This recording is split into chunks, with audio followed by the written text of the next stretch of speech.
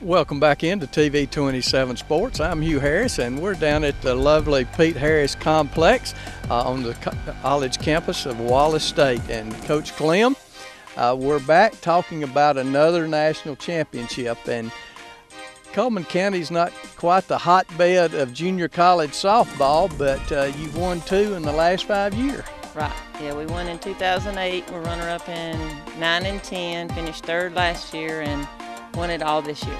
Okay. And I don't know that you probably expected it, but I don't know that the rest of the country expected you to go back and bring home another national championship to Alabama.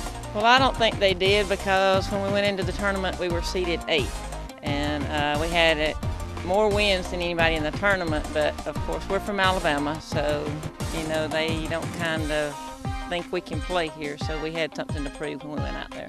Well, it's always good sort of to be the underdog, and I know you have the girls keyed up and ready to go.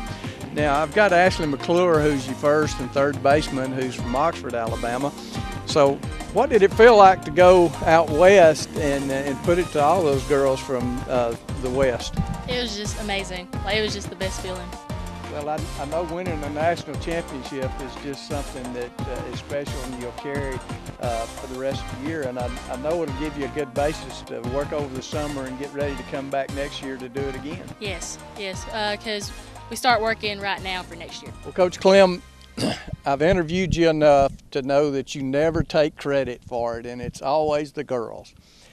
But from my standpoint, to put together championship programs in 2 years, it's got to be something about the coaching and putting together that chemistry that is successful on the national stage. So tell me a little bit about what you think makes it successful here at Wallace. Well, it's a family atmosphere. Coach Tracy Grinrod, he's an assistant coach, our hitting pitching coach. He does an awesome job with everybody. But we recruit pretty much the state of Alabama within 2-3 hours. We have a few. We had one from Kentucky this year, but everybody else was from Alabama.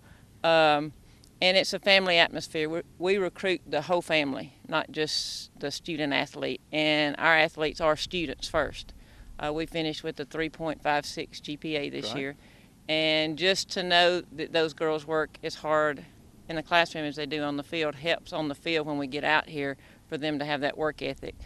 Like Ashley said, we'll start working next week in speed and agility. That's where it'll begin. They'll start to mesh then. They're all playing on travel balls this summer. We have several different travel ball teams that they're playing on. And when I come out here in the afternoons, they're out here in the cage hitting on their own. They're fielding on their own. And to get back to where we are, they have to do a lot on their own also. Okay. Well, I know in years past we looked to the Arizonas and the California teams to really be successful on the college level, but we've seen the Southeastern Conference really grow and the competition just becoming amazing in softball. Does that affect and does it filter down to the junior college programs in the South? It does, especially junior college, because we look mainly to kids around the Southeast. Right. I went to a tournament at Liberty Park in Birmingham this weekend, and there were 78 teams there, and they were all from either Georgia, Tennessee, Mississippi, or Alabama. So, 78 teams in the 16, 18-year-old age group, that's a lot of players. That's, at least 1,000 players right there that are in the Southeast, and most of them can play some sort of college ball. Okay. And I know as fast pitch came along, the pitchers, they improved over a period of time, and it seems like the hitters are now catching up with the pitchers in the game. Would that be your assessment? Yeah, but you still have to have, we had 2 really good pitchers this year. If we wouldn't have had them, both of them are 26 game winners. If we wouldn't have had them, our hitting, it wouldn't have mattered. Because I think that's what happened. Everybody else relied just on their pitchers. We faced the #1 team in Butler Community College in Kansas, and their pitcher signed with Oklahoma, and we knocked her out in the fourth inning. So, and then several others had already signed 4-year, Division I, and our hitting overcame their good pitching. So. Well, I noticed there's some great pitchers around, and you got to have that as your foundation to even be competitive. But it just amazes me when you really get to think about it, as close as those girls are and the speed that they bring, just the reaction time to be able to hit those, it really is amazing. It really is. I went out to the D1 College World Series too and watched Kaylani Ricketts and the Renfro girls, and they're throwing 60, 70 mile an hour, and you're at 43 feet. So that's probably maybe 105 mile an hour baseball fastball. Wow. So your reaction time's just got to be really quick.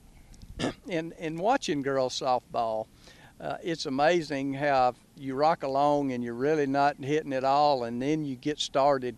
What is responsible for bringing that change to have those big innings? Well, we usually say it'll take us at least one time through the order. Right. And our kids, our leadoff, we usually tell her that's what you're there for, is to see as many pitches as you can. So you'll see our girls as they bat, they'll go tell the next girl in line, what they see in that pitcher. And just like in our last game, they changed pitchers in the 3rd inning, I believe it was, and it took us one time through the order with that pitcher again.